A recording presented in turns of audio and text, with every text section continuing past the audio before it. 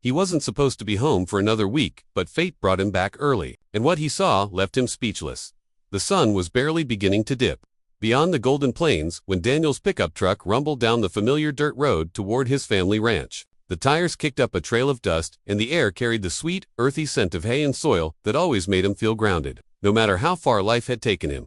He wasn't supposed to be here, at least, not yet. His business trip had ended ahead of schedule, and instead of staying the extra week in Dallas, he'd caught the first flight back. Something about home, about the land passed down through 3 generations of his family, was tugging at him harder than any city lights or polished conference tables.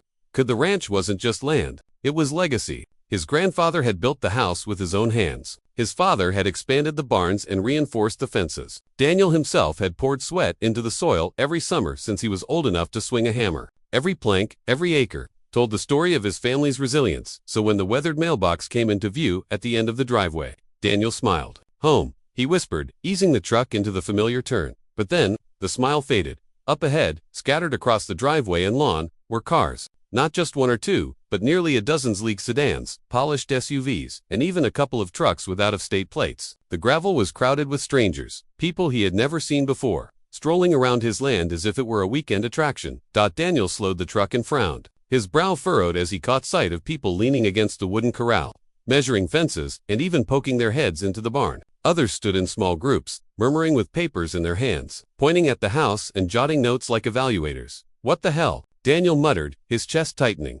This wasn't normal. This wasn't right. He parked the truck at the edge of the drive and stepped out, boots crunching against the gravel. Heads turned as strangers glanced at him, some pausing mid-conversation. Their expressions weren't welcoming, they were calculating, as if he were interrupting something important. And then he saw her, standing tall in the center of the commotion, clipboard clutched to her chest like a crown jewel, was Karen, the HOA president. Daniel's stomach sank instantly. She was dressed in her usual spotless pressed blouse, hair curled so tightly it barely moved in the evening wind, lips painted in a sharp red line. Her eyes locked onto him with that same air of superiority he had grown to despise. "Oh," Karen said loudly, her voice carrying across the driveway. "You weren't supposed to be here yet."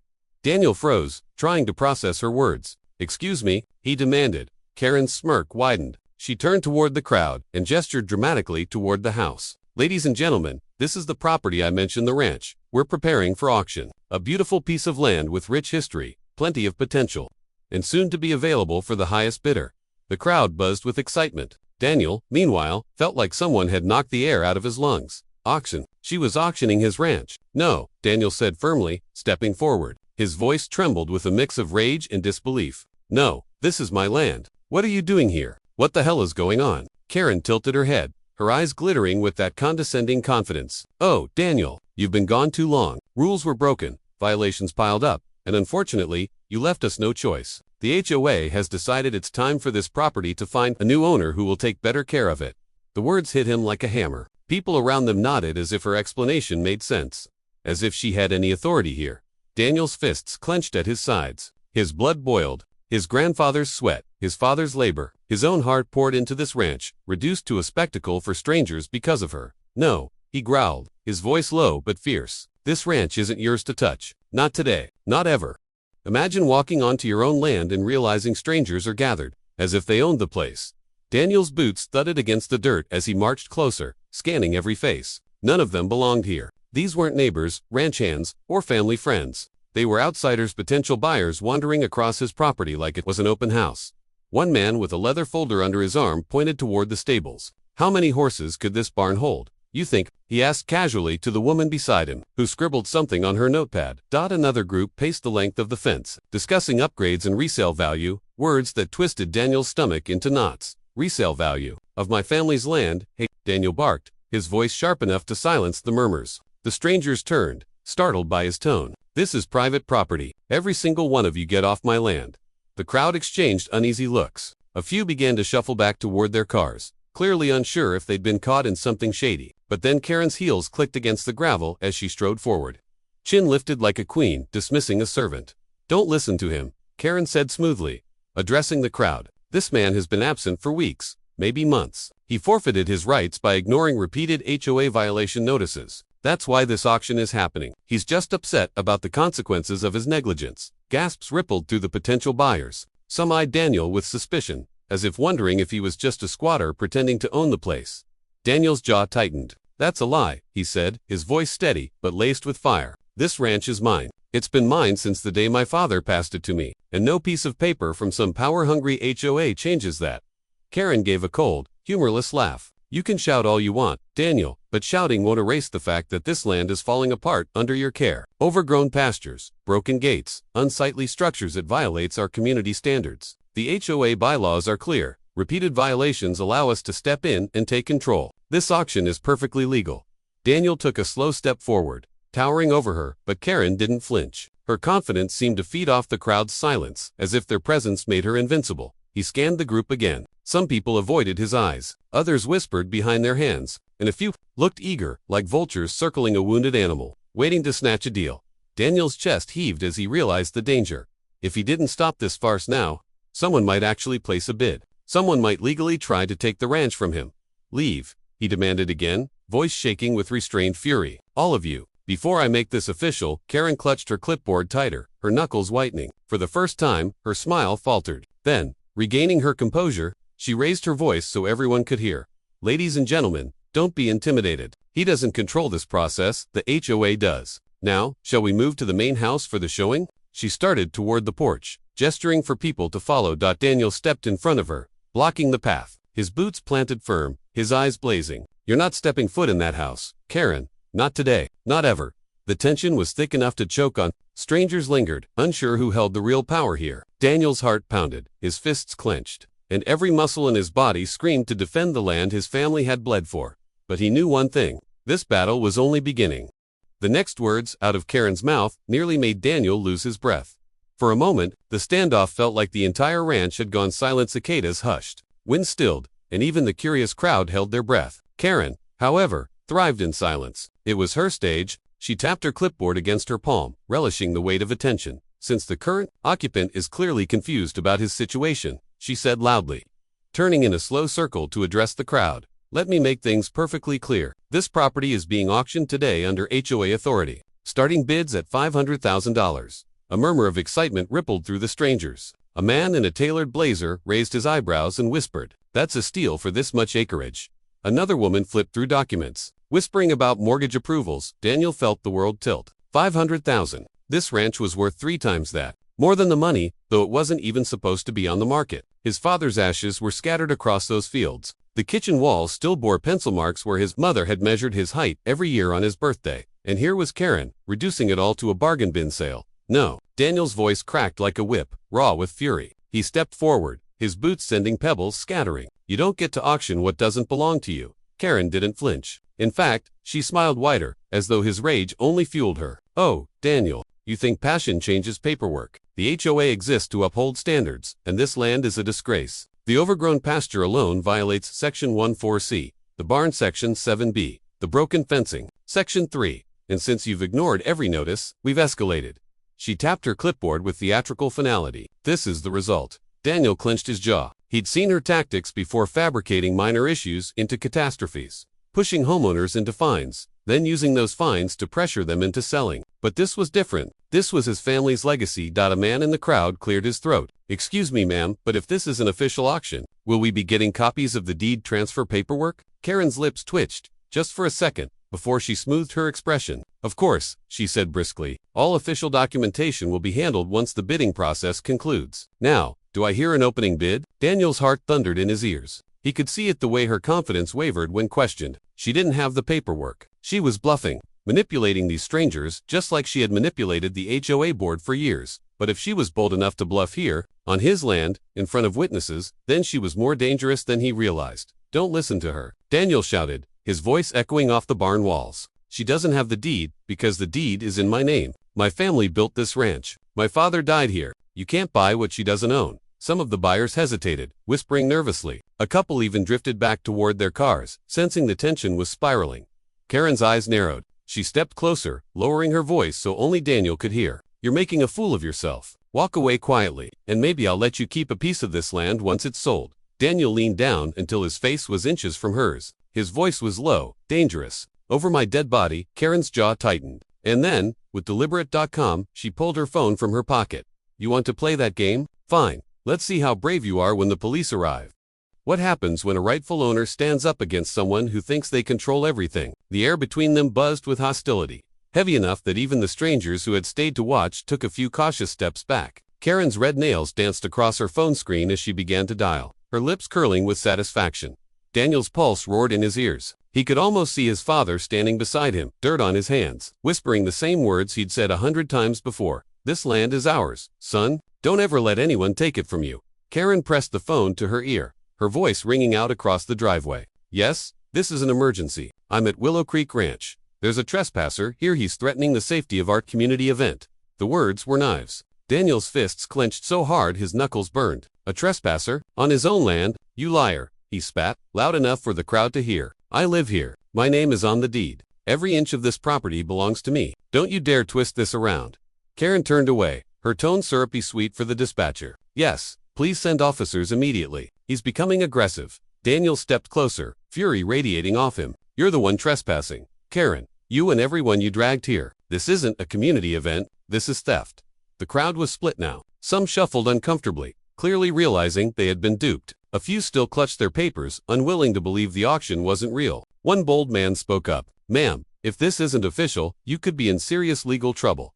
Karen whipped around, eyes blazing, and snapped. "Of course, it's official. I don't expect an outsider to understand HOA governance." Daniel seized the moment, pulling a folded leather wallet from his back pocket. Inside was the document he carried like a shield, the deed to the ranch, signed by his father's hand before he passed. He held it high. "See this?" His voice cracked with raw emotion. "This paper proves it. I am Daniel Walker, rightful owner of Willow Creek Ranch. My family has lived here for generations. This land isn't hers to sell, and no amount of lies changes that." A hush fell. Even the wind seemed to pause. Several potential buyers exchanged worried looks. One woman snapped her folder shut and muttered, "We need to leave before this turns ugly." Karen's face flushed crimson. For the first time, her iron composure wavered. She pointed a trembling finger at Daniel. "That's fake. It has to be. He's desperate, trying to fool all of you. Don't listen to him." But her words sounded weaker now, more shrill than authoritative. Daniel lowered the deed but didn't pocket it. Instead, he stepped closer until he was face to face with Karen. His voice dropped, steady and sharp. "You've pushed people around for years with your fake rules and empty threats. But this is different. This is my family's blood, sweat, and tears. You will not take it from me." Karen's eyes flickered. For the first time, she seemed to realize she'd gone too far. Yet, instead of backing down, she lifted her chin and smirked. "We'll see what the sheriff has to say about that." In the distance, faint but growing louder, came the sound of sirens. When exposed, some people admit the truth. Others, they double down. The sirens grew louder, bouncing off the hills that surrounded the ranch. Red and blue lights flickered against the dusky sky as two sheriff's cruisers turned down the long dirt driveway, gravel crunching beneath their tires. Karen straightened her blouse, her confidence returning like armor. "Perfect timing," she muttered, loud enough for Daniel to hear. "Now you'll learn what happens when you defy me." Daniel stayed rooted where he stood, the deed still in his hand, his jaw set like stone. He had nothing to hide, but his heart hammered against his ribs. He knew how persuasive Karen could be, how easily she twisted words. The deputies stepped out of their vehicles, one older with a gray mustache and steady eyes, the other younger, scanning the scene cautiously. Both froze when they saw the cluster of cars, the nervous buyers, and Karen marching toward them like a prosecutor about to deliver a winning case. "Officers," she called, her voice dripping with false urgency. "Thank goodness you're here. That man," she pointed dramatically at Daniel, "broke onto this property and started harassing us. He's refusing to leave and is threatening our safety." The younger deputy's hand hovered near his holster, his gaze flicking to Daniel. A few buyers nodded nervously, not because they believed Karen, but because they didn't want to be caught in the middle of a legal dispute. Daniel raised his hand slowly, not in surrender, but in a gesture of calm. "Deputies, my name is Daniel Walker. I'm the rightful owner of Willow Creek Ranch.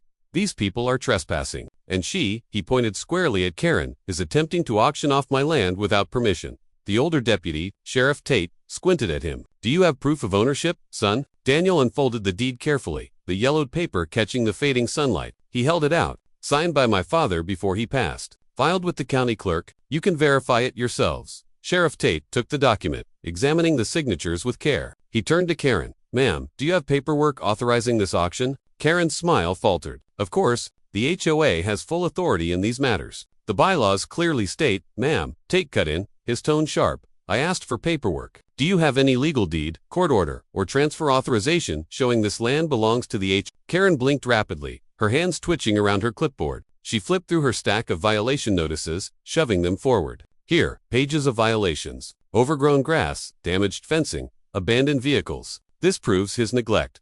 The younger deputy glanced over the papers and raised an eyebrow. "Ah, Sheriff, these are fines, not ownership documents." A ripple of murmurs spread through the buyers. One muttered, "I knew something was off," while another snapped, "She tricked us." Karen's voice pitched higher. "No, you don't understand. He left for weeks. He ignored the rules. That means forfeiture. That's how it works." Sheriff Tate fixed her with a steady stare. "That's not how property law works, ma'am. An HOA can fine homeowners, but it can't seize and sell their land without a court order. And you don't have one." Karen's face drained of color. Her confidence cracked, but she tried one last gambit. "He's dangerous. He threatened me and this entire group. Arrest him before it's too late." Daniel's voice cut through, steady and strong. "I never laid a hand on anyone. All I did was come home to my own ranch. She's the trespasser here, and she wasted your time with a false emergency call." The younger deputy looked at Tate, waiting for direction. The sheriff folded the deed carefully, handed it back to Daniel, and turned his full attention to Karen. "Ma'am," he said, voice like steel, "you've just admitted to filing a false report, attempting fraud, and endangering public trust. Do you realize how serious that is?" Karen's mouth opened, but no words came out. For the first time all evening, she looked small. When the deputies arrived, one simple detail turned the entire situation upside down. The air was thick with tension. The crowd of potential buyers shifted nervously, no longer whispering about bids but about lawsuits, fraud, and wasted time. Some glanced at their watches, eager to leave before this became an even bigger mess. Sheriff Tate crossed his arms, his stern gaze fixed on Karen. "Ma'am, do you understand the gravity of what you've done? Filing a false emergency report is a crime. Misrepresenting yourself as having authority to sell someone's land is fraud." Karen's lips trembled, but she forced her chin up, clinging desperately to her crumbling facade of control. I was only trying to protect the neighborhood. If we let people like him neglect their properties, values plummet. I was doing my duty." The younger deputy let out a humorless chuckle. "Your duty doesn't include pretending you can sell what doesn't belong to you." Daniel stood tall, the deed clutched to his chest like a lifeline. His voice was calm but edged with fire. "This ranch has stood for nearly a century. My grandfather raised cattle here. My father worked until his hands bled to keep this place alive. And she," he pointed at Karen, "thinks she can erase all that with a clipboard and a pack of lies. Not anymore." The crowd murmured louder now. One woman who had been inspecting the barn earlier crossed her arms and said sharply, "You wasted my time, lady. I flew in from Houston for this so-called auction." A man in the blazer added, "I want reimbursement for my travel. This was a scam." Karen spun on them, her mask of control shattering into raw panic. No, please, you don't understand. The HOA bylaws." "Enough about your bylaws," Sheriff Tate snapped, his patience gone. "The law we answer to is the state's, not some neighborhood rulebook you twisted to your liking." Daniel couldn't help but feel a surge of vindication. For years, he'd watched Karen bully his neighbors with petty fines, threats, and intimidation tactics. Families had moved away, unable to endure her constant harassment. But tonight, under the setting sun and the flashing lights of sheriff's cruisers, her empire of control was cracking wide open. The younger deputy stepped forward. "Sheriff, do you want me to detain her?" Karen gasped, clutching her clipboard as if it could shield her. "Detain me? I'm the president of the I have rights." Sheriff Tate's expression was cold and unyielding. "And so does Mr. Walker. More importantly, he has ownership. You crossed a line, ma'am. You called us here under false pretenses. Lied about a man trespassing on his own land, and attempted to orchestrate an illegal sale. That's not just unethical, it's criminal." Karen's knees wobbled, and for a moment it seemed like she might collapse. But then her pride kicked in, pushing her to double down once again. "This isn't over," she hissed at Daniel, her voice low, venom dripping from every word. "You may have one tonight, but the HOA isn't done with you. We'll find another way."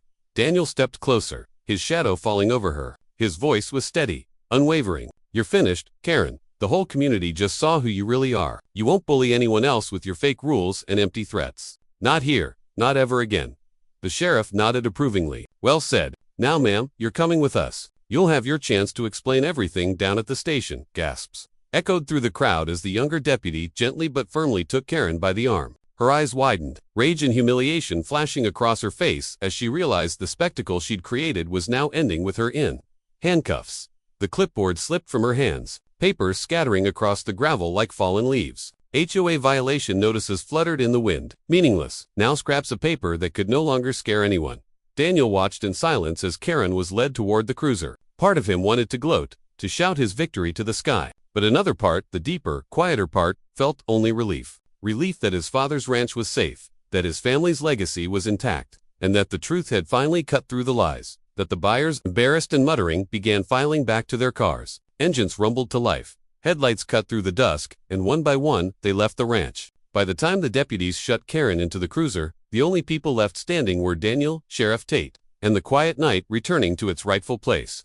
When you try to steal from someone's legacy, karma always has the final word. The cruiser's doors slammed shut, and the red and blue lights faded as the deputies drove Karen down the long dirt road. Dust rose behind their tires, curling in the air like the last traces of her influence vanishing into the night. For the first time since he pulled into the driveway, Daniel let his shoulders sag. The tension that had wrapped around his chest finally began to loosen. The ranch was quiet again. No strangers prowling the barn. No whispers of bids. No Karen standing smug with her clipboard. Just peace. Sheriff Tate turned to him, his gaze softening. "You did good, son. You kept your head." "Not everyone does in situations like this." Daniel let out a long breath. "I almost didn't." She nearly convinced them. "If you hadn't shown up when you did," his throat tightened. "My family nearly lost everything."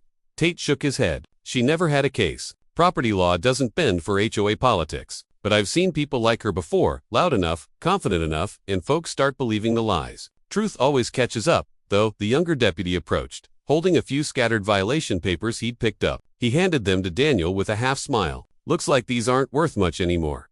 Daniel chuckled dryly, crumpling the notices and tossing them aside. "Not a damn thing." The deputies soon left, their taillights vanishing into the distance. Daniel stood alone on the porch, watching the horizon darken into night. The ranch stretched out before him, familiar, steady, unshaken despite everything that had happened. Inside the house, the scent of aged wood and dust greeted him. He walked through the room slowly, his hand brushing along the kitchen counter where his mother used to bake pies, along the doorframe where faint pencil marks still recorded his childhood growth spurts. Memories whispered from every corner, stronger now that he'd nearly lost them. He stepped out onto the porch again, leaning against the railing. The moonlight spilled across the fields, silvering the tall grass. Somewhere in the distance, an owl called. Daniel took it all in, his heart swelling with pride. "We're safe," he whispered to the land itself, as though his father and grandfather could still hear him. "They'll never take you away from me." Word spread quickly in the days that followed. The buyers Karen had lured in filed complaints. The HOA board, once cowed by Karen's domineering presence, distanced themselves from her immediately. Some even came to Daniel personally, apologizing for letting her run unchecked for so long. Within weeks, Karen was stripped of her HOA presidency. Investigations swirled around her use of funds, her fabricated notices, and her abuse of power. The once feared queen of the neighborhood had become its most despised outcast. Neighbors began stopping by Daniel's ranch, not out of curiosity, but out of respect. They brought pies, offered to help mend fences, and shared stories of their own run-ins with Karen. One elderly man, Mr. Harris from down the road, shook Daniel's hand firmly. "Son, you didn't just save your ranch, you freed the rest of us, too." Daniel smiled, humbled. "Guess it took almost losing everything to make me realize how much this place means." That evening, as the sun dipped low and painted the fields in gold, Daniel sat on the porch with a cup of coffee. The ranch stretched out before him, wide and unbroken, a testament to his family's endurance. Karen's shadow no longer loomed. The land was his again, not just in name, but in spirit. And Daniel vowed that as long as he lived, no one HOA, Karen, or anyone else would ever threaten it again.